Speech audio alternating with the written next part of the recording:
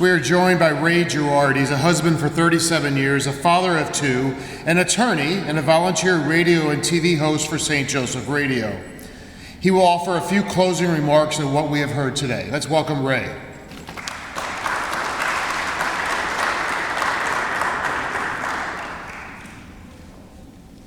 So first off, just a word of thanks to St. Joseph Radio, simply because, this is an event, such as this is so important. It's probably the kind of thing we need to hear more than anything else in our world today, the Eucharist, the reality of His presence. So, and thanks to all of you for coming and being open to this message. We really do appreciate it. It's interesting because I was tasked with making a few closing remarks. And being a lawyer, you're probably going to accuse me of not making a few remarks, being maybe a little bit too wordy. But I don't know. I got a captive audience, so maybe I'll take advantage of it. Anyways, I'll try not to go too long. Anyways, I'm sitting here during the course of the day, listening to all these wonderful speakers that Lou lined up, and trying to think, what am I going to say?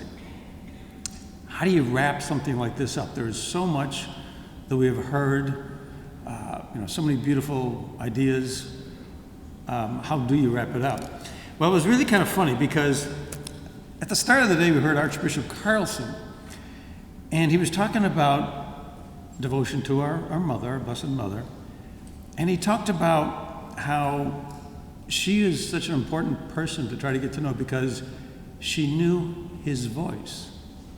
And that struck me when he said that. I mean, obviously, who knows Jesus better than Mary? All those years where He was growing up, all those times when she heard His voice.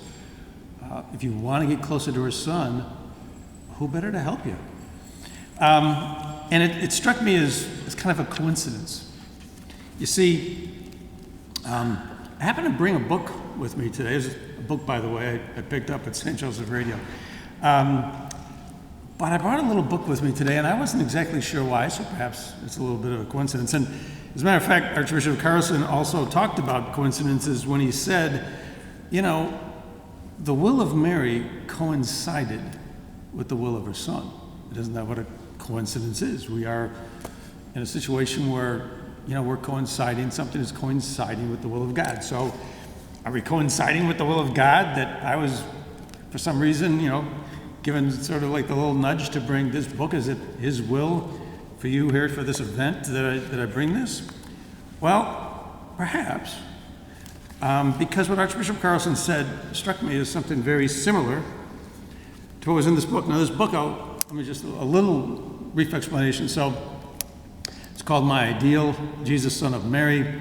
It's a recounting of some insights, revelations, meditations, if you will, from Blessed, Father William Chaminade.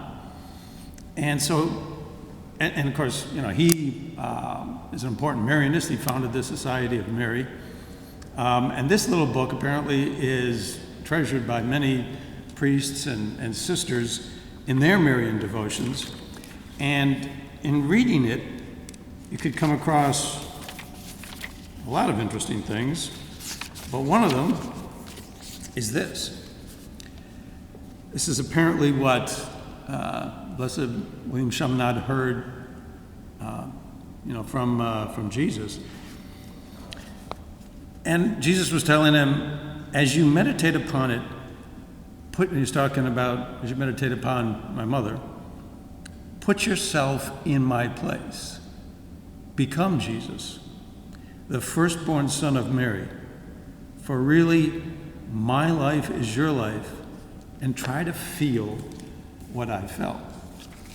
When I first read that, I thought, that's just a radical kind of idea. It never would have occurred to me to try to do that, try to become Jesus. It goes against every, humble impulse we're supposed to have. And yet this is what he was telling them. Try to feel what I've felt from my mother. And just one more. And he said, it's a good thing because if if you do that, he said, well, she will love you. He said, she loves you because you and I are one. And because in loving you, she loves me. Again, that same radical idea. I mean, to think of ourselves as being loved by Mary because she's loving her son, I mean, it makes perfect sense. I mean, Jesus is in us. We're all part of the body of Christ. I mean, we heard that today. So anyway, so the day started out with that. And then afterwards, I heard, Father Jim talk about St. Augustine, saying that, St. Augustine wrote that we were already with Jesus, already with him, spiritually in heaven, already. And again, that struck me as just an astonishing kind of thought. But oh, and by the way, there's another little coincidence. I brought another book I brought with me today was St. Augustine's Confessions. So I don't know, there's some kind of a thing going here. But anyways, but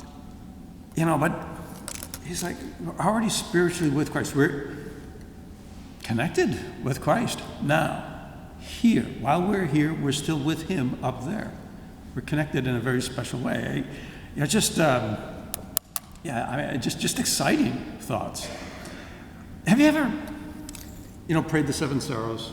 The sort of like an alternate rosary, if you will. 7 decades. I guess you can't really call them decades because there's 7 prayers in each section as opposed to 10. But when you pray the Seven Sorrows and you try to think like what Mary thought. For example, just for one example, there's the one where she gets word that they have to leave and go to Egypt because they're seeking to kill her son. And there's some meditations on the Seven Sorrows that I read. I forget exactly who they come from, but it talked about probably when they were leaving to go to Egypt, she was probably looking around every corner. Is there going to be a soldier that's going to come around that building? I mean, you can just imagine the fear that she would have. Here she's got this divine son, and they're out to kill her. I mean, just the worry that would have been in her heart.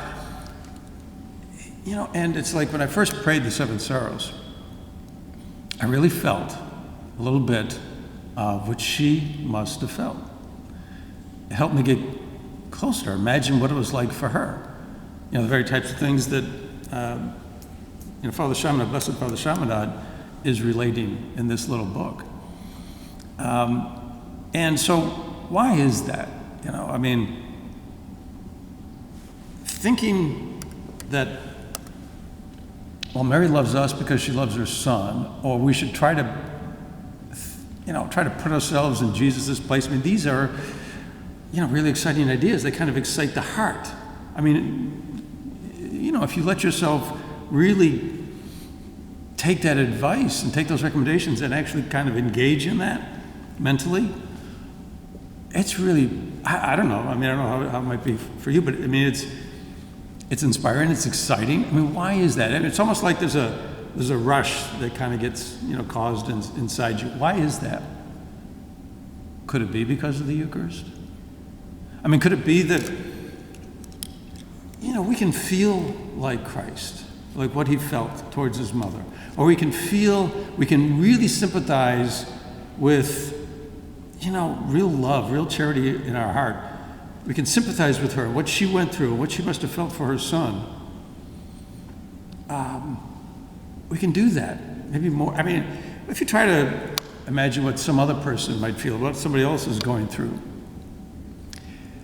If it's your son or daughter, for example, and they're going through some painful time, you can really feel for that because you have a connection with them. If you hear a news story on the TV about somebody and something happens to them and it's a bad thing and you sympathize with them, do you feel the same? Probably not. So why would we feel like when we let ourselves think as Mary thought or think as Jesus thought, why is that more intense? Could it be because of the Eucharist? Because we are connected, as Father Jim was telling us this morning. We are already connected. And then, of course, we heard, Monsignor Midas talk about Eucharistic miracles. And, of course, I've heard it before, and it stands to reason, it makes perfect sense, that, miracles are meant to engender faith. But he said something else. He said, Eucharistic miracles are meant as a sign of his authority. A sign of his authority. We're supposed to regard him as who he is, as God. We're supposed to pay him homage. We're supposed to worship. We're supposed to adore. We're supposed to be grateful. And that's a message that we're losing in this world. I just saw a poll that came out recently just from Great Britain. And for the first time ever, since they've been doing polls, the Christian population of the country registered under 50%. Now, this is not whether or not you believe in the Eucharist. This is just whether or not you consider yourself a follower of Christ. Less than 50%. Now, why would that be if we were getting out the message that the Eucharist is the real presence? It's kind of a trite kind of a saying, but it doesn't get any better than that. I had occasion to be at a conference, very quick story, be at a conference, a business conference, where there were a lot of scientists and engineers, not my cup of tea, but anyways, I was talking with one guy over dinner and talking about miracles, talking about the thing we were talking about today. Believe in him. He believed in God. That was a watchmaker kind of God. He created the universe, set the laws of physics in motion, and then he stood back. He doesn't feel for us. He's not aware of what we do or care what we do every minute of every day. He's just this distant God. And he believed in the golden rule. And those are the two things he said he believed in, and nothing else. And so somehow or another, we get on the subject of miracles. And he had a logical problem with them. And he thought he had me. Because he said, but why, if it's a loving God, why doesn't he do miracles for everybody? And so I said to him, I said, well, what you're telling me is, because God does not do miracles like of the physical healing kind for everybody all the time, then what you're saying is he can't do them for everybody. Well, logically, that just doesn't make sense. And that kind of struck him. But it's just a matter of, appealing to logic, appealing to science. Anyways, so so with this idea in mind, the question I had was, well, what if we tried to feel like Jesus felt toward Mary and Mary felt toward Jesus in adoration? Supposing we did it in his presence, what would happen then? And you hear it, as I'm thinking this, then Father Wick gets up. He talks about being actually like drawn into Christ. And as Christ is love, how do you get closer then, by trying to feel what somebody felt? By letting feelings kind of grab you or grasp you. So just as a suggestion, just as a thought, maybe try doing that sort of in adoration. And maybe you'll feel the love of Christ and the love of Christ that he has for you. So anyways, I thoroughly enjoyed today's speaker. As you can see, got me thinking a couple of different things. And again, just lastly, thank you for all being here.